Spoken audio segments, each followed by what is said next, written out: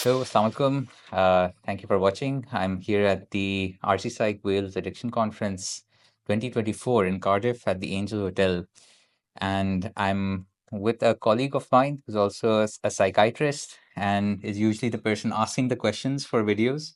But I've convinced him spend some time with me and us and to get his thoughts on conference so far. I think the conference is pretty good. Thank you for coming. Actually, I live in Wales, so it was easier for me to come and attend the conference. But obviously, you came from far, London. Yeah. Took a train, would Hmm. come take 2 hours to come here. The conference is good. I think addiction is, as you know, is part of psychiatry. Addiction psychiatry is a branch of psychiatry which actually specifically deals with it. But addiction issues are something that all psychiatrists deal with, regardless of which age group you're dealing with. So I am actually old age trained psychiatrist, but I also deal with the addiction issues quite frequently in my practice. Same people who are working with children will tell you that as well, and obviously people who are working with adults, they will deal with the same similar thing. So it is a very good conference to update yourself, update your knowledge, and see what's going on. So are you officially part of the faculty of addictions as well, or is there a membership? No, I think you can become if you're a member of Royal College, you can become part of the faculty. There's no additional fees. You can Mm. you can register yourself as the faculty member, and then they will start giving you information, conferences, any events that are happening in terms of Royal College. They will start to contact you. But specifically, I'm not part of addiction faculty. I'm a part of old age faculty and also the neuropsychiatry faculty.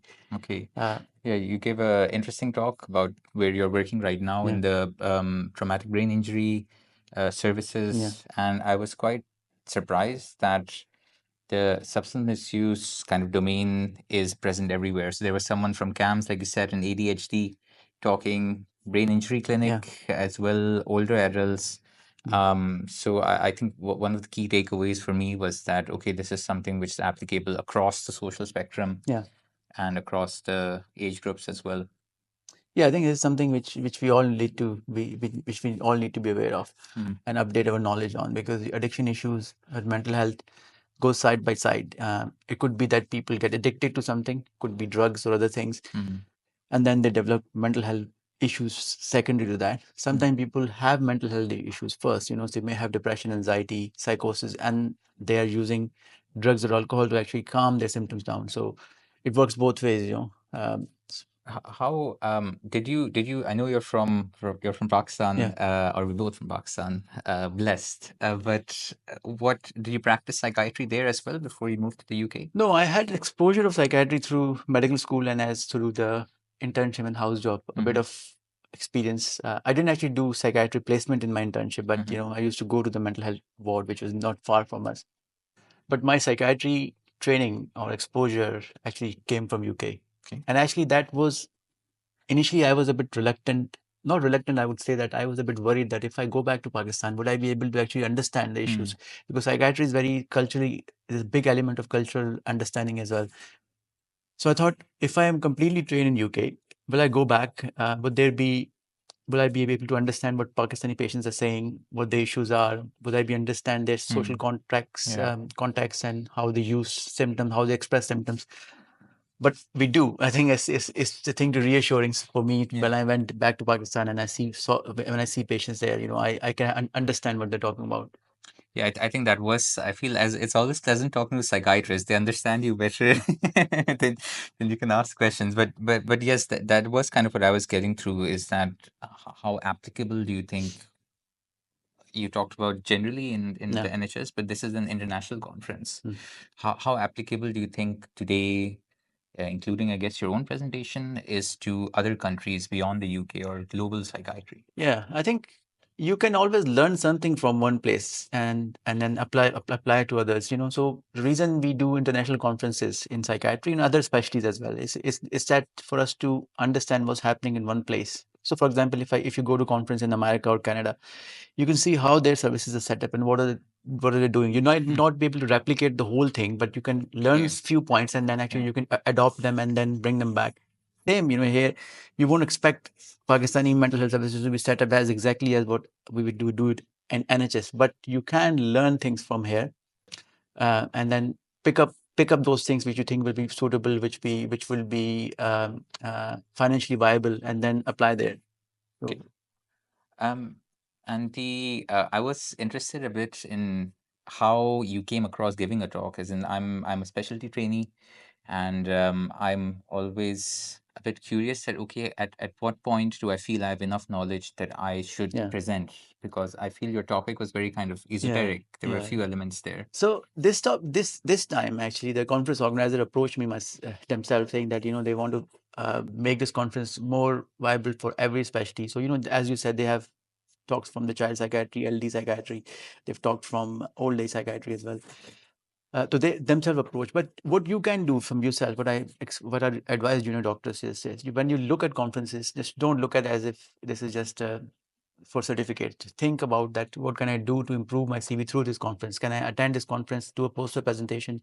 Can I do oral presentation there? Mm. Can I involve myself in any workshops? So your confidence will increase. It is an opportunity to network as well. And I think if a conference is getting arranged, like you would know, this conference will happen again next year. So you can stay in touch with the organizers and sort of email them like in 6 months' time, saying, I was thinking about if you're organizing it again, I have a topic I can do a presentation on. Okay. And then they will be people are keen. Conference organizers are always looking for interesting things which to boost their conference. So they will accept that. And some conferences, like for example, the International Congress, they actually advertise it a year ahead that we Yeah. are going to arrange a conference to have a topic you want to do a presentation on. So then Mm. you can submit your topic, and then will give you a Mm. slot. Yeah.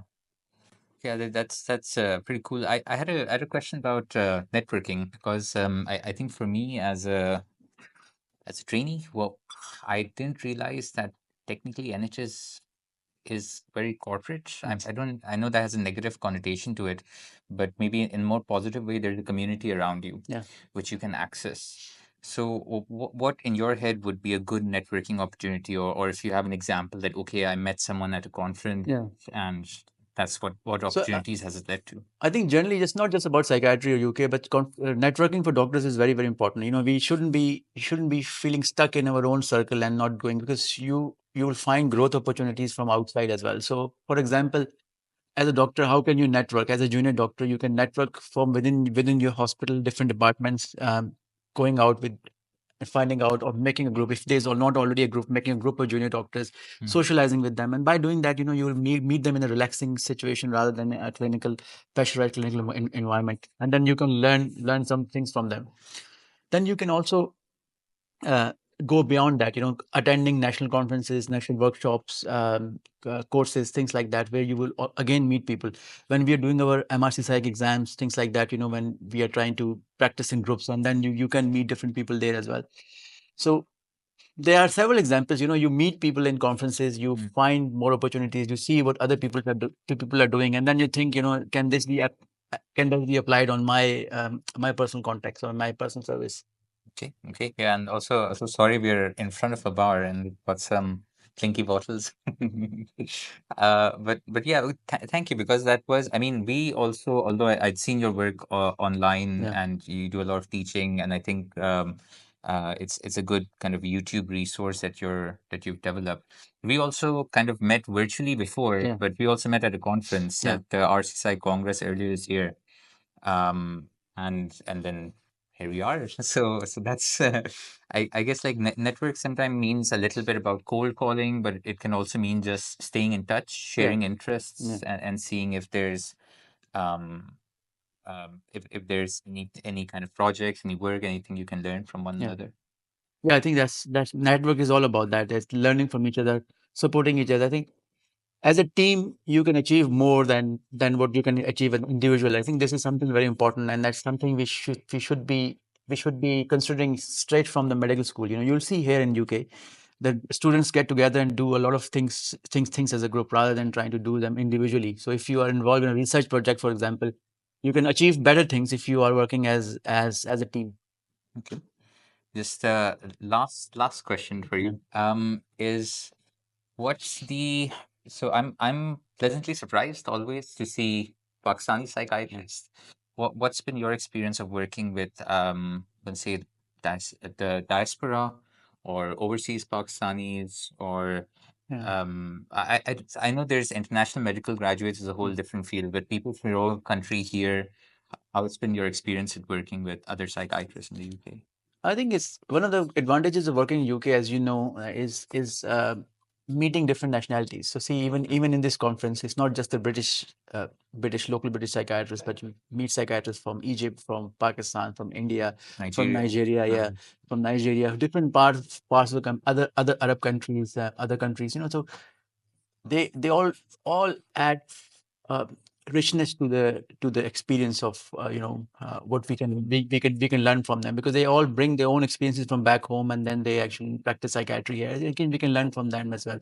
But as for Pakistani psychiatrists, I think in the last 10 years, maybe 8, 10 years, a big group of Pakistani doctors have come and but a lot of them are actually being interested in psychiatry, because psychiatry is one of those specialties which people were not that interested in the past. So in the older generation, you will find less number of psychiatrists, but in the new generation now, you will see, you go, as you said, we go to conferences, we go to different events, we find a lot more of younger Pakistanis now taking psychiatry, which is a good thing. I think we've gone beyond that stigma, and now people are realizing that this is a useful specialty.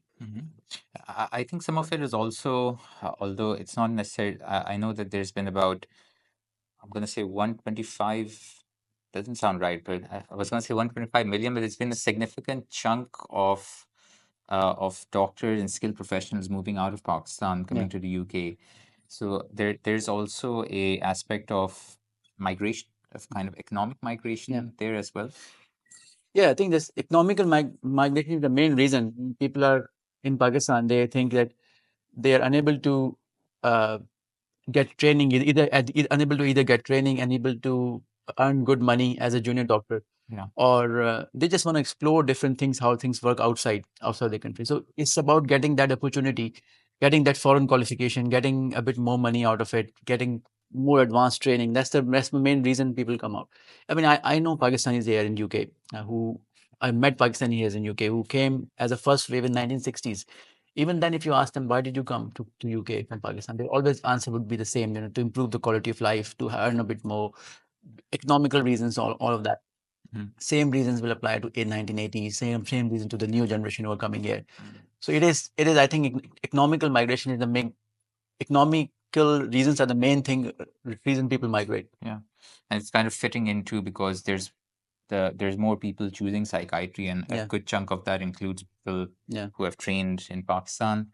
I found it quite nice actually, because since I moved to London, especially because I meet a lot of Pakistanis or sometimes Bangladeshis, Indian, and then I feel like I can kind of help my team because there's a kind of a natural rapport I can make, or if I talk to them in Urdu, then they kind of there's less literally lost in translation yeah. there as well.